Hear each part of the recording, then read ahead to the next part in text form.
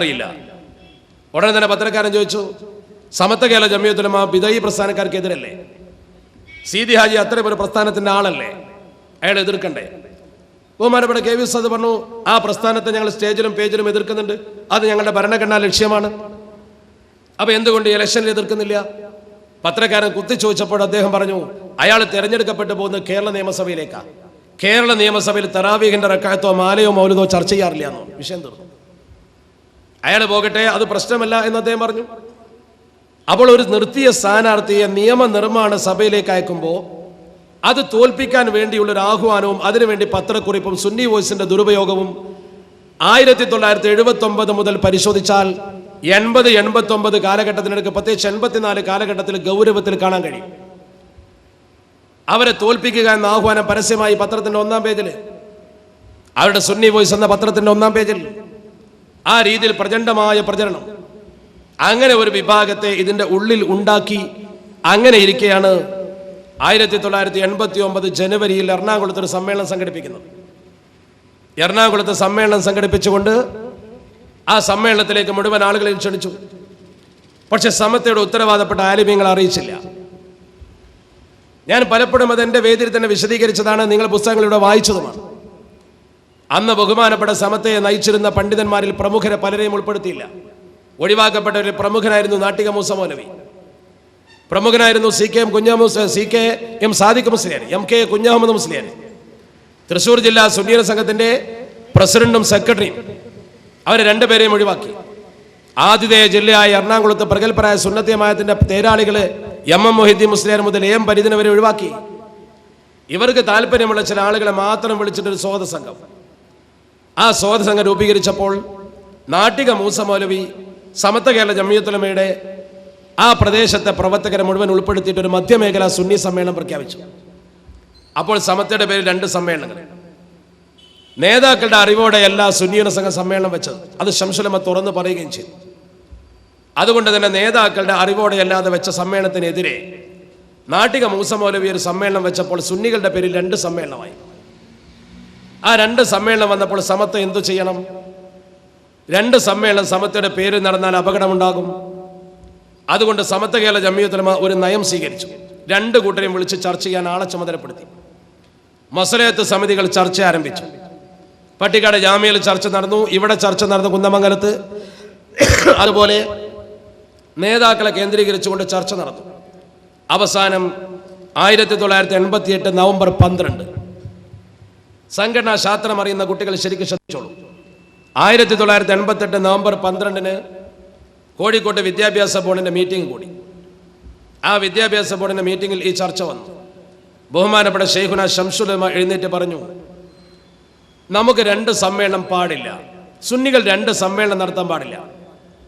സുന്നികൾ ഒരു സമ്മേളനമേ നടത്താൻ പാടുള്ളൂ. സമ്മേളനം തീരെ വേണ്ട എന്ന് ശൈഖുന പറഞ്ഞിട്ടില്ല.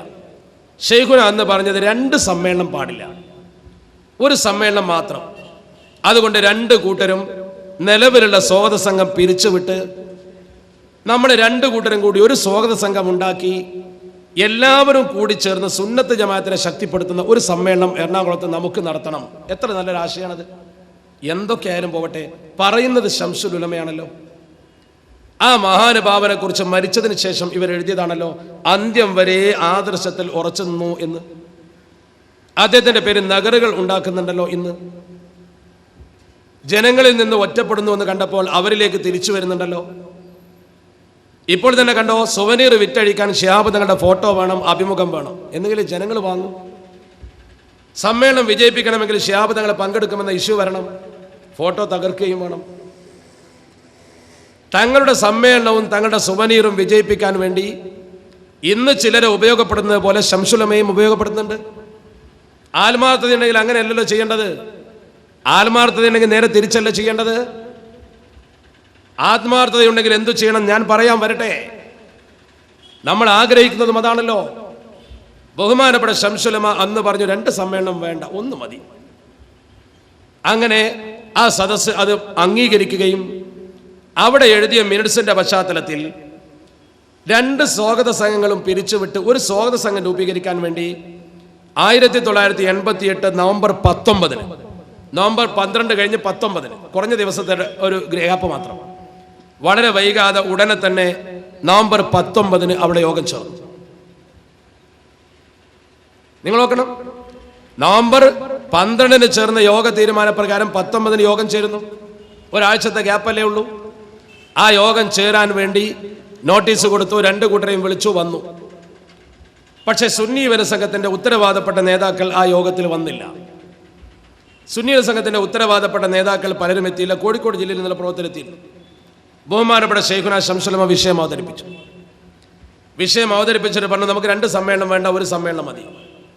അതുകൊണ്ട് 1 സമ്മേളനം മാത്രമേ പാടുള്ളൂ എന്നിടത്തെത്തി. അതിനുവേണ്ടി സ്വാഗത സംഘം രൂപീകരിക്കാനാണ് യോഗം ചേർന്നത് എന്ന് പറഞ്ഞു. ഉടനെ തന്നെ കോഴിക്കോട് ജില്ലാ സുന്നി യുവന സംഘത്തിന്റെ ഒരു പ്രതിനിധി എഴുന്നേറ്റ് പറഞ്ഞു, SYSന്റെ സമ്മേളനം മാറ്റി വെച്ചിട്ടില്ലല്ലോ, എറണാകുളത്തുള്ള സമ്മേളനം. ശൈഖുന ശംസുലമ പറഞ്ഞു, കഴിഞ്ഞ യോഗ തീരുമാനമാണല്ലോ. ശൈഖുന പറഞ്ഞാൽ അംഗീകരിക്കണ്ടേ? ഞങ്ങളുടെ നേതാക്കൾ ഞങ്ങളോട് പറഞ്ഞിട്ടില്ല.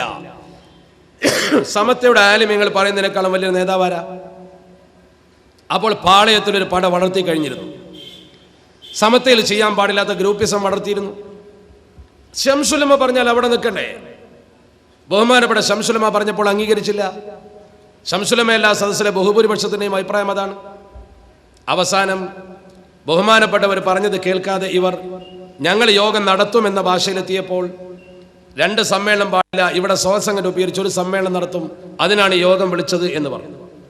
അതോടുകൂടി രാഷ്ട്രീയ ശൈലിയിൽ നിയമസഭയിൽ നിന്നും മറ്റു വേദികളിൽ നിന്നും വോക്കൗട്ട് നടത്തുന്ന പോലെ ശൈഖുനായ ധിക്കരിച്ച ശിഷ്യന്മാർ പുറത്തിറങ്ങി, ഗോബാക്ക് വിളിച്ചു, ഘരാവോ തുടങ്ങി.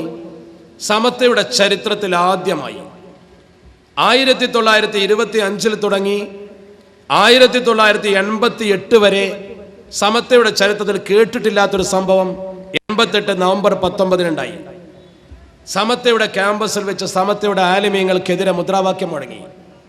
ആരാണ് അതിന് ഉത്തരവാദി? എറണാകുളത്തെ ഈ സമ്മേളനം നടത്തൽ നിർബന്ധ കാര്യമായിരുന്നോ? അത് സുന്നത്തോ അല്ലെങ്കിൽ വാജിബോ ആയിരുന്നോ? എന്റെ ആലിമീങ്ങൾ പറഞ്ഞാൽ നിർത്തിവെച്ചൂടെ? സുന്നത്തെ ജമാഅത്തിന്റെ താല്പര്യമാണെങ്കിൽ കക്ഷി രാഷ്ട്രീയ താല്പര്യത്തിന് വേണ്ടി ഒരു സമ്മേളനം നടത്തേണ്ട കാര്യമുണ്ടോ? ഇന്ന് ഐക്യം പറയുന്ന ആളുകൾ ആ സമ്മേളനം ഒരു ഭിന്നിപ്പിലേക്ക് പോകുമെങ്കിൽ വേണ്ട എന്ന് വെക്കാതിരുന്നത് എന്തുകൊണ്ടാ? അല്ലെങ്കിൽ ഇന്ന് പറയണം, അന്ന് ഞങ്ങൾ ആ സമ്മേളനം നടത്തിയ തെറ്റായിപ്പോയി, ആ ഒരു വാക്ക് മതിയല്ലോ, അന്ന് ഭിന്നിച്ച് തെറ്റായിപ്പോയി എന്നൊരു തോന്നൽ ഇപ്പോഴുണ്ടോ? ഉണ്ടെങ്കിൽ വളരെ ഗൗരവത്തോടു കൂടി വിഷയം അവസാനിക്കും. നേരെ മറിച്ച് ആ ഭിന്നിപ്പ് ശരിയായിരുന്നു എന്ന അർത്ഥത്തിലല്ലേ ഐക്യം എന്നാൽ ലയനമല്ല. ആവർത്തിച്ച് പറയണം, ഐക്യം എന്നാൽ ലയനമല്ല. പിന്നെന്താ ഐക്യം എന്ന് പറയുക? മഹല്ലത്തിൽ തൽക്കാലം അങ്ങോട്ടും ഇങ്ങോട്ടും കയറിക്കൂടി പള്ളിയും മദ്രസയും തൽക്കാലം 2 കൂട്ടരും ചേർന്ന് ഭരിക്കുന്ന ഒരു അവസ്ഥ ഉണ്ടാക്കി ഇവർക്ക് സ്ഥാപനങ്ങളില്ലാത്തതുകൊണ്ട് അത് തീർക്കാൻ മഹലിലേക്ക് ഇറങ്ങി വരിക.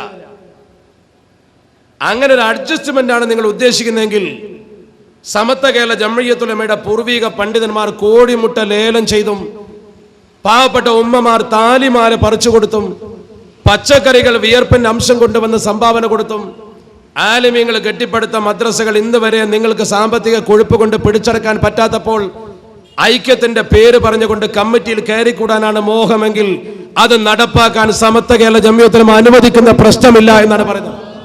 ഐക്യം ഞങ്ങൾക്ക് സ്വാഗതം, ഐക്യം ഞങ്ങൾക്ക് 100% സ്വാഗതമാണ്. ഇവിടെ നിരവധി സംഘടനകളുടെ ആവശ്യമില്ല. പക്ഷേ ഐക്യം എന്നാൽ എന്താ?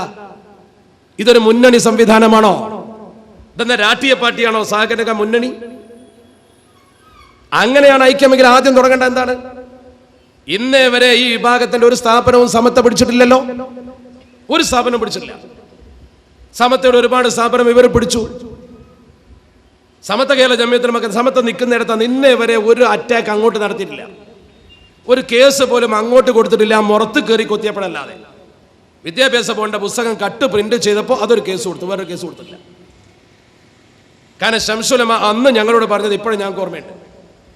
അന്ന് ഞങ്ങളൊക്കെ SKSന്റെ ഓഫീസിൽ കോഴിക്കോട്ട് ഇരിക്കുമ്പോൾ ഷെയ്ഖുന എന്നും ഇവരുടെ പത്രം വായിക്കാൻ ഷെയ്ഖുന പറയും.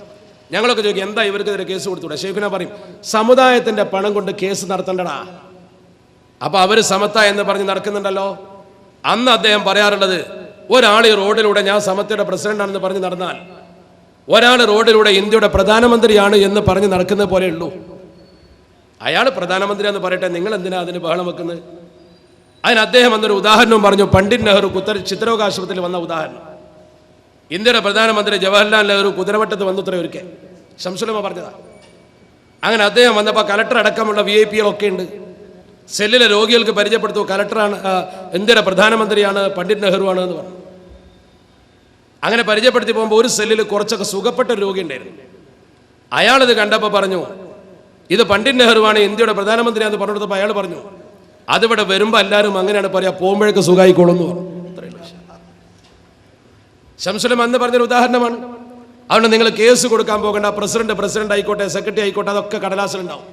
ഇത് അള്ളാഹുവിന്റെ ദീനിന് വേണ്ടിയുള്ള സംഘടനയാണ്. അതിന്റെ സംഘടന അതിന്റെ നിലക്ക് നിൽക്കുക. ഇങ്ങോട്ട് ആക്രമിക്കുമ്പോൾ മാത്രം തടുത്താൽ മതി. അദ്ദേഹത്തിന്റെ നയമത. ഒരു കേസ് കൊടുത്തിട്ടില്ലല്ലോ. അവരുടെ ഒരു സ്ഥാപനം നമ്മൾ പിടിച്ചെടുക്കാൻ പോയിട്ടില്ല, പോകാൻ പരിപാടിയുമില്ല, അതിന്റെ ആവശ്യമില്ല.